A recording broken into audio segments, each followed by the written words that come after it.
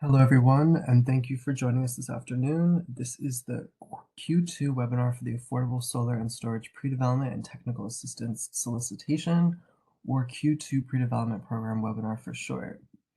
I'm Dylan Cunningham. I'm an Assistant Project Manager on the New York Sun team, and I'll start us off today by just sharing some webinar etiquette. All participants will remain muted during today's webinar. If you have a question or comment, please use the Q&A feature at the bottom right hand side of WebEx, and we will answer questions at the end of the webinar. We are also recording today's presentation, and we'll post that as well as these presentation slides to the pre-development program webpage for your reference afterwards. We will also send a follow-up email with that information in a couple of days when all of that is available. Also, for your awareness, we are in the process of updating the pre-development program webpage, so some of the information in today's presentation will be updated on that page shortly. So for background, we started this quarterly webinar series with the goal of creating an open and ongoing platform to share information and answer questions about the pre-development program with interested stakeholders. So with that out of the way, I'll give us a little hint at today's agenda, which will mostly be covered by Chris Rogers. So Chris will start with giving an overview of the program. A good chunk of today's presentation will be talking about program updates, followed by supported activities, how to apply, and then at the end, we'll cover Q&A. So with all of that, I'll say thank you again for joining and hand it over to Chris. Thanks, Dylan. And again, this is Chris Rogers. I'm a project manager on the New York Sun team, and I'll be talking through the Q2 webinar. And thank you all for joining. Next slide. So for a brief overview, the New York Sun program is a solar program. It provides incentives, cash-based incentives for all new distributed solar projects that are built in the state. The pre-development program works in concert with that, in that it provides grants that can be, I guess, in a way you can think of as combined with the regular solar incentives. As Dylan mentioned, the pre-development program website is currently in the process of undergoing changes, as well as several other pages on the New York Sun website, and that's in accordance with a recently approved order by the New York State Public Service Commission, expanding Governor Hochul's goal from 6 gigawatts of distributed solar in the state of New York by 2025. We now have a goal of installing 10 gigawatts of solar by 2030. And as a result, there was a somewhat lengthy petition process and comment process that we have now received the approval for, including the funding for. The pre-development program is just one part of that. It's under the Solar Energy Equity Framework, but this is all part of the goal of incentivizing the development of 10 gigawatts of distributed solar by 2030. Next slide. And so, this is a preview of one small change, but a significant one for the pre-development program. In past webinars, that application deadline concluded at the end of 2024, December 31st, 2024. And that was when we had the goal of installing 6 gigawatts by 2025. Now that the New York Sun program has a new target, a higher capacity target, as well as a new deadline, we are in the process of amending the solicitation, that is PON 3414, to reflect this extended deadline. Applications will still be accepted on a calendar quarterly schedule. The maximum funding amount for the grant applications, that remains the same, but you can, I guess, in terms of your planning, the overall timeline can be pushed out by, I guess, another 5 years on top of what was the original 2024 deadline for the program. This isn't reflected anywhere on the website as of yet, but again, it's just one of there are some larger and smaller changes related to the new incentive structures and the new programs that the New York Sun program is in the process of rolling out. I guess a segment of this presentation will be to reinforce some of the most relevant changes for those who are attempting to develop solar projects that are either supporting regulated multifamily affordable housing, low to moderate income consumers, as well as disadvantaged communities. Next slide.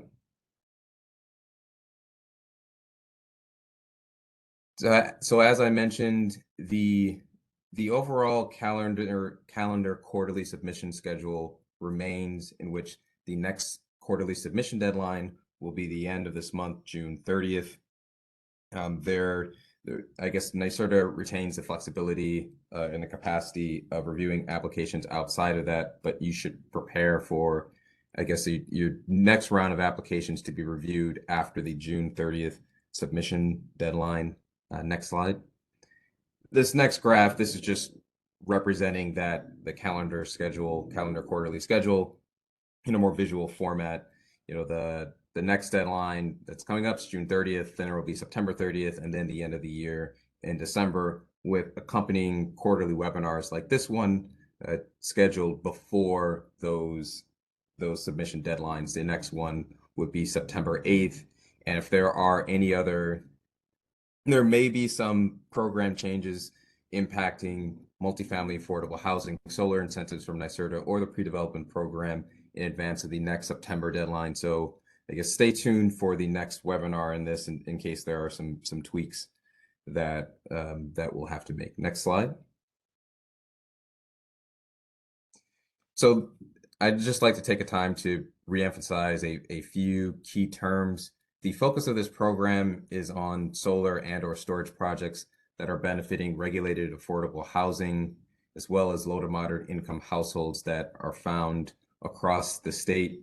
While I think the definition and understanding of individual low to moderate income households is fairly well understood, the understanding of what regulated affordable housing means, it can kind of change. And what we mean under this program, and typically under the solar program at NYSERDA New York Sun, is that there is some form of regulatory agreement in place by an oversight authority, whether that be the New York State Homes and Community Renewal. In New York City, there's Housing Preservation Development. There are also USDA managed properties, or properties that are supported by the Office of Temporary Disability Assistance, OTDA, and there are many properties that are supported via project-based Section 8 agreements from US HUD, from Housing and Urban Development. But generally, we're talking about properties where there is some form of regulatory agreement that articulates what the income-based restrictions are for all tenants at a particular property in order for it to be considered regulated affordable housing. If you are considering developing a solar and/or storage project that would benefit either via community solar or remote crediting or direct on-site net metering of a solar and/or storage project, and you're focusing on one of these type of properties, then that's what these grants are intended to support. Next slide. Additionally, a few key terms: technical service provider and in partnership with. While the focus of these grants are supporting owners and managers of regulated affordable housing, as well as different municipal government or government related entities that are managing and have close contacts or are heavily involved within regulated affordable housing, the program is also open to entities that are working in partnership with and are maybe technical service providers, and those can be entities that are more on the development side of solar and/or storage projects, or a wide range of organizations that are working with regulated affordable housing. And so when we say technical service provider, that could be some kind of firm, that could be a solar storage developer, that could be an educational organization, and in partnership with, that's a key part. If the entity that is applying for a grant is itself not a manager and owner of affordable housing, it is important that the application clearly articulates what the relationship is between the owner and manager of regulated affordable housing. It should be very clear how your project is working close and is not, as I would say, the purpose of the grants are, it's more in that last term of community-led projects, and a key part of community-led projects is that the owners and managers of affordable housing or the low to moderate income households themselves, disadvantaged communities, are driving the projects. And that's what the in partnership component is supposed to show, that the households themselves are having a key part, as opposed to perhaps a technical service provider is maybe presenting an option of how they're going to develop a project, and doesn't really have that close, strong relationship with the manager of the affordable housing. In any case, next slide. Now I wanted to go into the program updates. Next slide. All the big updates are not specific to, there are going to be some tweaks to the pre-development program. I mentioned one at the start in terms of the overall deadline for the grants being extended to the end of 2029. But the bulk of the program updates that I wanted to talk through now were previously discussed a couple of weeks ago during the 10 gigawatt expansion order, articulating what the new incentive structures, and I wanted to talk through what some of the most relevant changes are for those who are working with regulated affordable housing. Next slide. So I guess the big news, the good news, is that in April, the Public Service Commission, approved NYSERDA's plan for supporting, or I guess an expanded capacity of the New York Sun program, and that includes significant increase in funding for what is known as the Solar Energy Equity Framework, of which the pre-development program is part of. There are also other incentives that are changing. The most significant of those are in the Con Edison region, so that's New York City as well as Westchester County. Thus far, there's been a wide range of geographic regions that have applied for the pre-development program, including significantly there is funding support for projects that are in the Long Island region. And so at this time, I'm going to focus on these changes in the New York Sun incentive structure just in the Con Edison service territory. I know this won't be relevant to everybody, but it's very significant to the potential project economics for projects that are in the Con Edison region. Next slide. So the big change is that what is known as the non-residential incentive, which applies to multifamily affordable housing, has been increased. It was the most recent incentive was 35 cents, but for projects that are under 200 kilowatts, they will now, a project that applies for the non-residential incentive in Con Edison will receive a minimum of $1.20 a watt. If it's between 200 and 1 megawatt, then that project would receive $1 a watt, and if it's over a megawatt, then it would receive 50 cents a watt. And so this means significantly for the pre-development program, because the grants both support projects that are benefiting affordable housing, but there is not that restriction as to where those projects are actually located, whether they are directly sited upon the regulated affordable housing, or if they are community solar or remote credited projects that are located elsewhere within the utility service territory. Those projects that are located off-site, not on the regulated affordable housing itself, are now in line for higher incentives for those projects.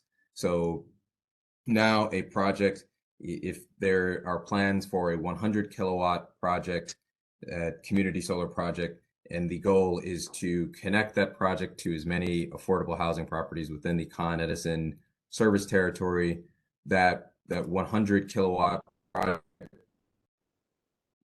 would receive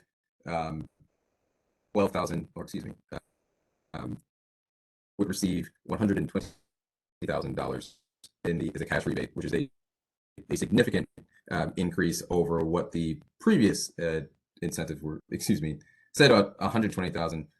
Forgive me on that. Yeah, that is correct. I want to make sure I get my math correct.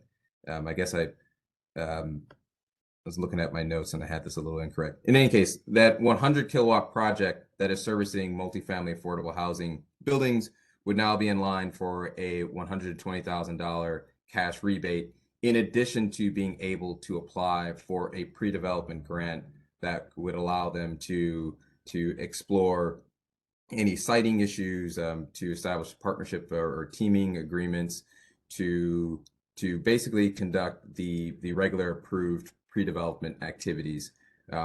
Next slide. And then for projects that are directly sited upon multifamily affordable housing, the incentives have increased as well. So for non-CDG projects in Con Edison, the new multifamily affordable housing incentive has been increased from $1 a watt to $1.60 a watt.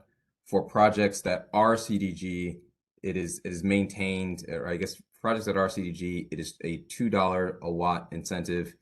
That change was previously made in October of last year, and that is continuing forward. I guess an important caveat to add there for the $2 a watt incentive: if you are a community solar project, it is important, in order to be eligible for the higher incentives, that project must not have received or granted or been approved for the community credit, which was a previous incentive that was administered by Con Edison.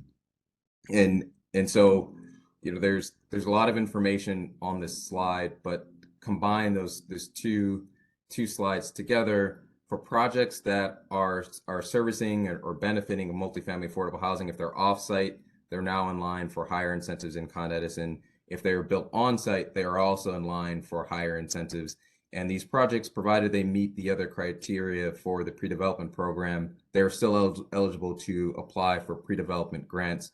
It is our hope that including the participants on this call, as well as all relevant stakeholders, will continue to apply for grants under this program to help them to explore the development of these solar and storage projects, and that they will take advantage of this new incentive structure, which should be fully going online on next Tuesday, which is June 7th.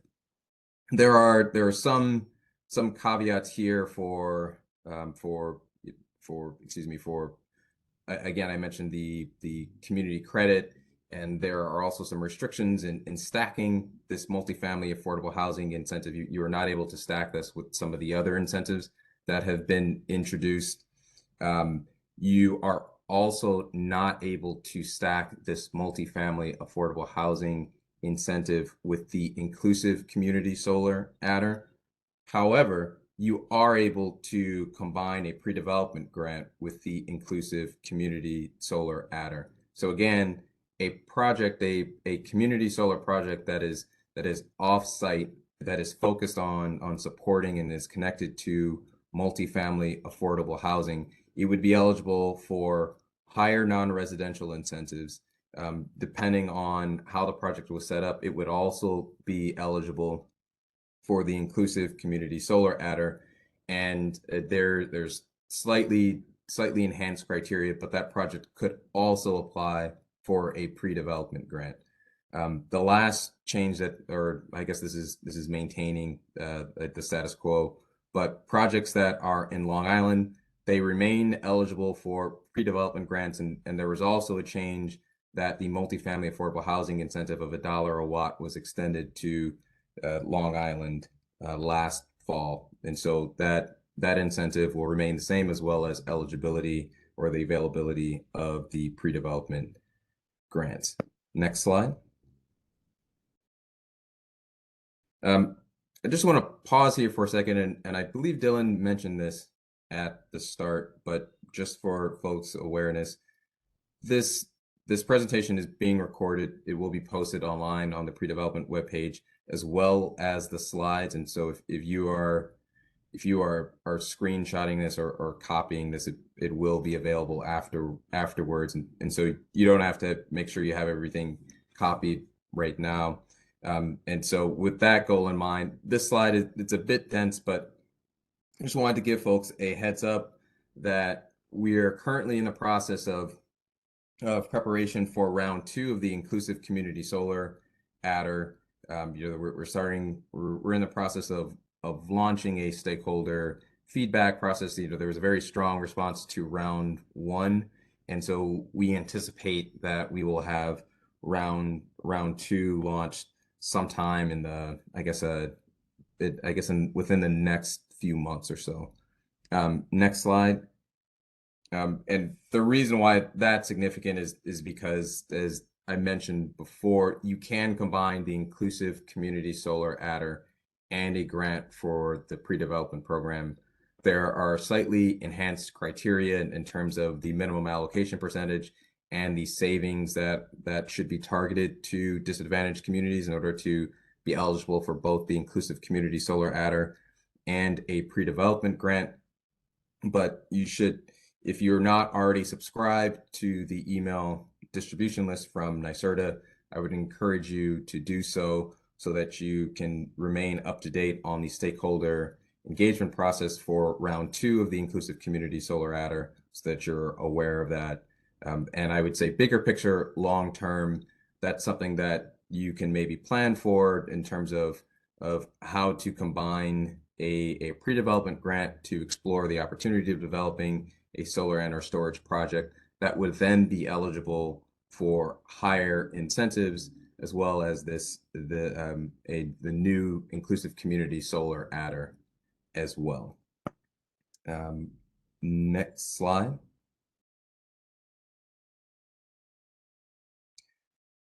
So now I'm briefly going to go through, and this is fairly standard, the supported activities under the grant. I've touched on them a little bit before, I guess already during this presentation. Next slide. So here's a I guess you could think of it as a list of the most common activities that have been used, that pre-development grants have been used to support under this program. This is not a completely exhaustive list, but it reflects some perhaps of the biggest areas of need, or areas where project applicants have found good match between what are eligible grant activities and what is needed for the development of a project. One thing that I would add to this in terms of supported activities, for the grants themselves, we would like to encourage folks to, I guess, not approach the grants as if you must do all of these activities in order to apply for a grant. The allocation awards, the funding amount, is intended to reflect the scope of the intended benefit, as well as the overall application. There's a range of criteria that all grant applications are assessed by, that can be found within the solicitation summary itself. But what I just wanted to stress is that a project that is solely focused on either the preliminary site assessments and maybe just the low to moderate income customer outreach and enrollment component, that would be an eligible grant activity. To structure an entire grant just around that, the expectation there would be that the funding request would be less than a grant that was perhaps attempting something more complex. But the idea is that a project that maybe there's no penalty for a project having, in some ways, more modest overall goals. There's just going to be an adjustment in terms of the funding amount that is granted to it. And so there's no expectation that a grant will always be a combination of solar and or storage, or that there's an expectation that in addition to full financial closing, that there will be an entire range of activities that will be completed in order to be eligible for a grant. The big focus is on the applicants itself, the beneficiaries of a grant application being regulated affordable housing, disadvantaged communities, low to moderate income customers, making sure that the applicants are eligible. And then there's an assessment to make sure that there is a list of eligible activities that have been included. And so that's just something to keep in mind. Next slide. The other part that I wanted to add here is that one of the most frequently requested areas of support from NYSERDA is in the development of community ownership structures. There's not exactly there's not a tried and true blueprint yet for the development of community owned or community led distributed energy resources in New York State. And so to the extent which an applicant was looking to explore those structures and had an idea in mind, we would encourage you to apply for a pre-development grant in order to support that type of project. Next slide. Now I'm just going to go through briefly how to apply to a grant. Next slide. The entire process occurs online. You fill out a form and upload the documentation, and you should receive an automated email that will also allow you to re-download what you have submitted. If there are errors in your application that you notice, there's no penalty for resubmitting an application. It should just indicate that which application should be reviewed by the review committee itself. Again, this presentation will be shared, the slides will be shared, and so the links to the funding opportunity page, which has all of the relevant attachments, as well as the link to the grant application portal, will also be available to everyone after this webinar goes up. And we can also obviously give the links to that in the during this webinar and message folks individually. If you have a question or require the link, send Dylan and I a chat through the Q&A function. With that out of the way, next slide, I'm going to pause there for questions about this quarterly webinar around the changes to the incentives for under the 10 gigawatt order, as well as the extension of the program itself. And so we'll take a pause here to look through any questions that have come in, and then we will answer as many as we can in the remaining time allotted.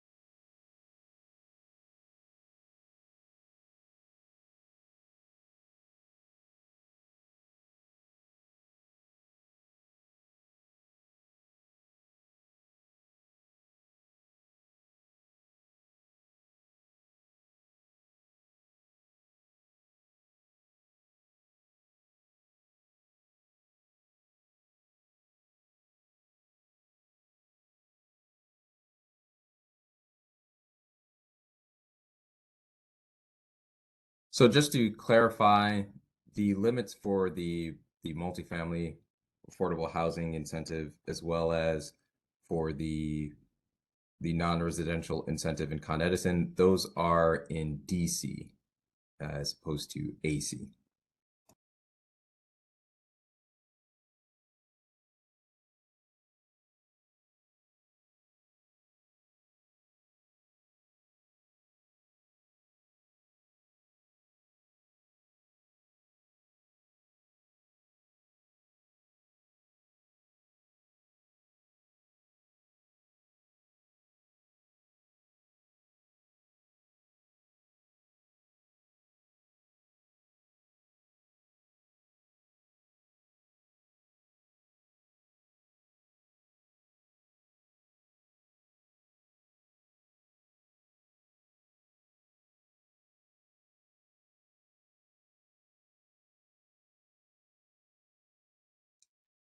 So I'm going to go through a few questions that I've received that are relevant to regulated multifamily affordable housing and the multifamily affordable housing incentive, as well as the new incentives that will be going online next week.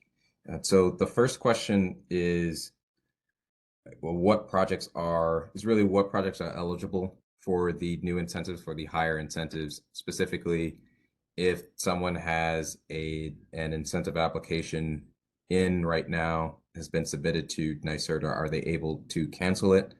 And what I would say briefly, and that is that in general, a project well, first of all, a project must not have received the award that is any funding from NYSERDA. If a project has already received the funding from NYSERDA, then they are not eligible to cancel and reapply under that new incentive structure. Those were the $1.20 a watt for projects that are under 100 kilowatts, that are $1 for 100 to a megawatt and 50 cents, as well as the $1.60. So if a project has already received an award from NYSERDA, they are not eligible for the new incentives.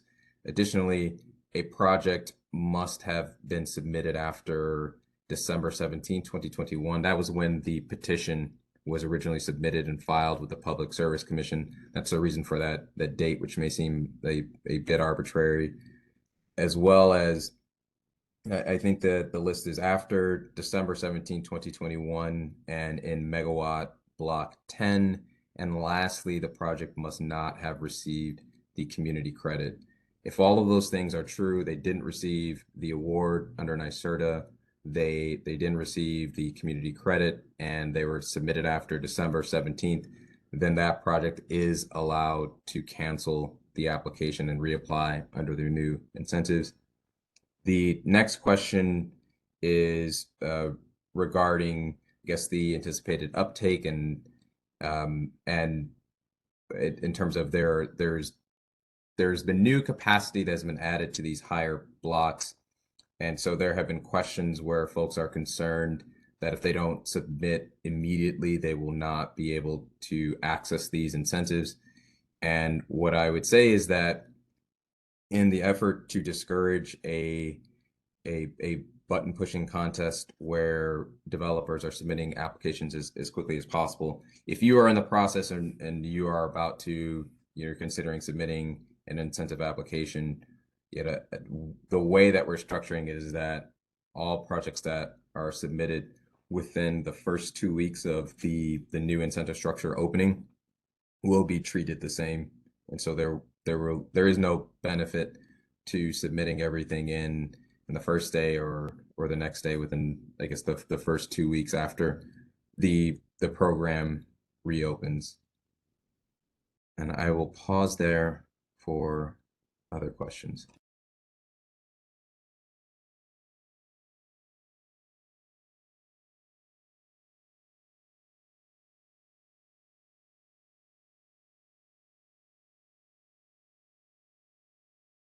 So the question about the USDA rural program and what is required to get a grant, and I just want to make sure that I understand the question accurately.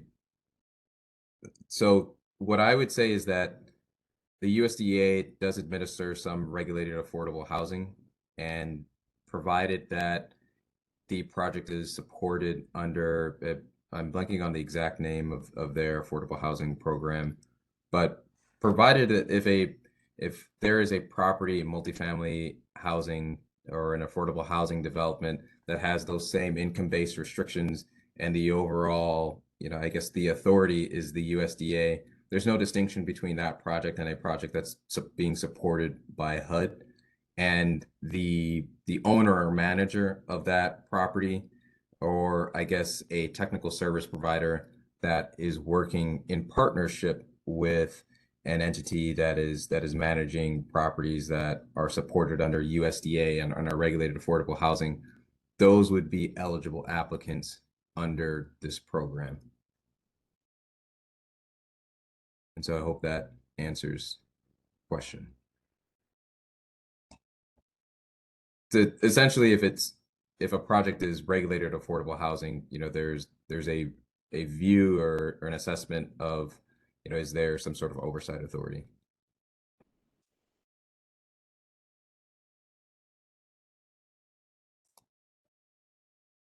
The other thing I'll add is that outside of New York City, really, and in the upstate region, there are different affordable housing structures that that can occasionally be single family housing or 1 to 4 family housing in a portfolio of those are also eligible under this program. There's not a restriction that it must be 5 units and above in order to be considered valid regulated affordable housing. And so a question is, what if the building is not income restricted? Are the tenants are lower to middle income? So the focus of the program is on projects that are benefiting either are the regulated affordable housing or low to moderate income households. And so if the building itself is contained or the tenants themselves are not low to moderate income, then that building alone would not be eligible for the grant. This, another way in which that comes up is, I guess what I would pause there though to state that we would encourage a grant applicant, if they believe that a building or a portfolio of buildings that includes a building where there aren't, maybe 1 or 2 that aren't income restrictions, and maybe say if there are 8 buildings and 8 of those buildings are regulated affordable housing and there are 2, and this is all part of an overall focus, then I think it would be important to emphasize what that benefit will be to low to moderate income households overall that will be benefiting from the portfolio of projects. But if the focus is on a mixed income building, then that minimizes what the benefits would be specifically to low to moderate income households. And the same response would apply for if there is the goal is building a project that is, perhaps supporting that is directly sited upon a building that's not housing at all. But the goal then again is to support low to moderate income households within the community. That's still possible. And so, for it, if there's going to be a community solar project that's on a mixed income building, but all of these subscribers are going to be low to moderate income households within that same community, I guess that's what would be important to answer within the overall application.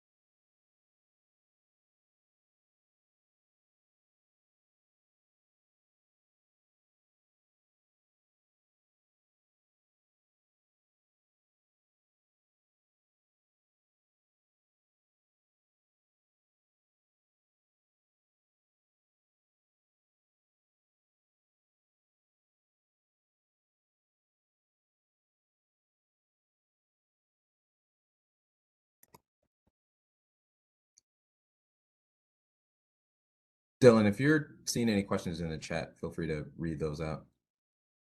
I was just going to do that for you, Chris. So there's one in here and it goes, would a community solar project developed by a private developer looking to allocate 50% of credits to LMI customers and affordable housing qualify for the grant? What I would say is that the focus would be, I think the question there would be the in partnership component.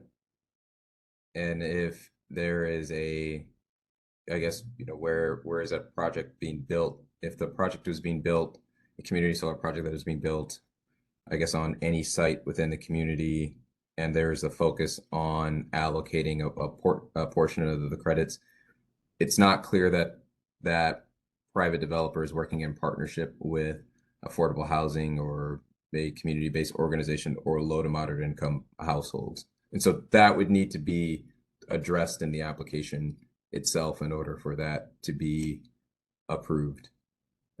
That same project, provided that they were meeting the, marketing requirements, it sounds like that would be eligible for the Inclusive Community Solar Adder. But in order to be eligible for the grant, there needs to be that closer link to affordable housing and low to moderate income households,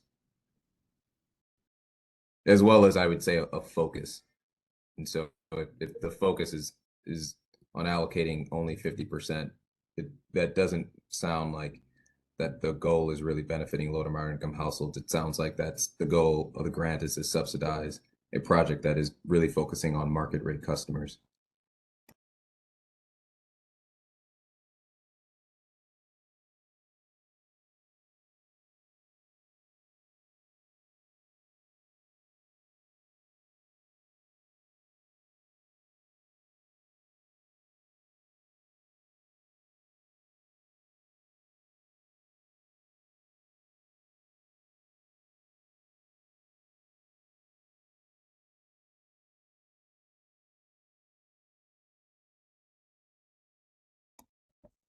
We're going to give it a couple more minutes for any additional questions to filter in, and then we'll, depending on the volume of questions, we may end this early and I guess give the participants back some time.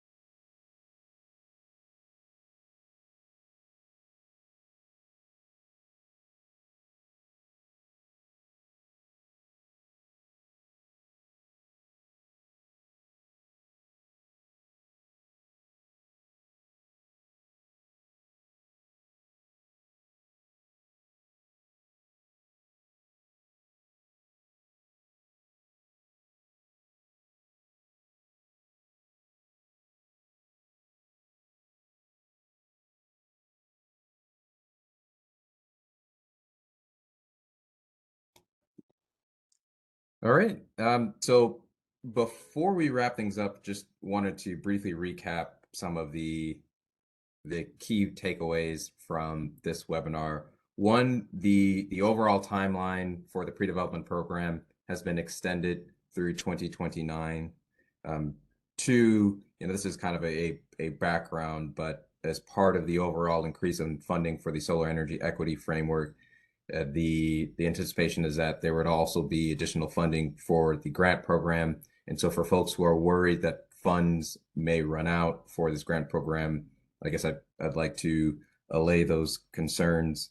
The next application calendar quarterly deadline will be the end of this month in June 30th. And lastly, as part of the changes as part of the April order that is expanding the New-York-Sun program and the new 10 gigawatt goal, there are new incentives that are available for projects that are in the Con Edison service territory, which will essentially it's a more significant increase for projects that are non-residential projects that are built, off-site in terms of regulated affordable housing, but there's also a significant increase for projects that are built directly upon regulated affordable housing. And the last thing that I would emphasize, because it's a unique feature of this program, grant applicants for this program who are based in Long Island are eligible for these grants. These grants can also be paired with the multifamily affordable housing incentive, which is $1 a watt within the Long Island as well as the upstate territories, upstate regions. It is $1.60 a watt for non-community solar, that is essentially on-site or remote credited projects, and $2 a watt for projects that are community solar within the Con Edison service territory. And so with that brief recap out of the way, look forward to answering any additional questions that you may have about the pre-development program, as well as incentives for regulated affordable housing or intended to benefit disadvantaged communities and low to moderate income households. And I guess the last thing is just, again, there will be additional webinars in the future. The next one will be in September. If you have not already signed up for announcements, and you're not receiving the notifications, if someone forwarded you along the link to this webinar, if you go to the nyserda.ny.gov/New York Sun, that's our website, and then contact us, that would allow you to sign up for the automatic notifications that you would get from solar announcements. One last slide. When you do sign up, because we've had some issues in the past, just make sure that you're whitelisting solar announcements. That's where all of the emails from NYSERDA about new programs and incentives, that's the email address that those would be coming from. And so with that out of the way, please enjoy your afternoon, and thank you for joining.